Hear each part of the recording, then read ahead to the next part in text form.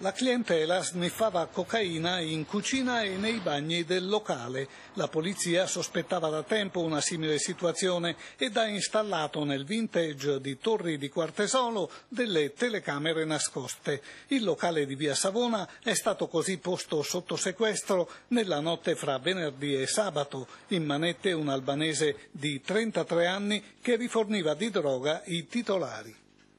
La situazione andava avanti da qualche mese, naturalmente l'attività di intercettazione ambientale era partita da poco, appena abbiamo avuto i primi riscontri abbiamo subito richiesto al magistrato la chiusura del locale, che è avvenuta tempestivamente.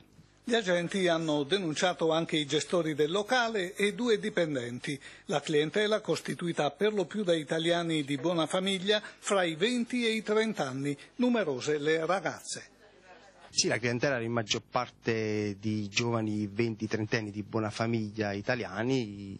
La sera del nostro intervento su 60 avventori c'erano solo 3 cittadini stranieri. Nel corso del blitz sequestrati anche 5 grammi di cocaina. Gli agenti sono intervenuti anche perché molti giovani, dopo aver sniffato coca, si mettevano al volante con grave pericolo per sé e per gli altri. La chiusura delle indagini è stata accelerata in considerazione dell'uso smodato di sostanze stupefacenti all'interno e del poi utilizzo delle autovetture da parte dei soggetti che prima avevano consumato la sostanza stupefacente.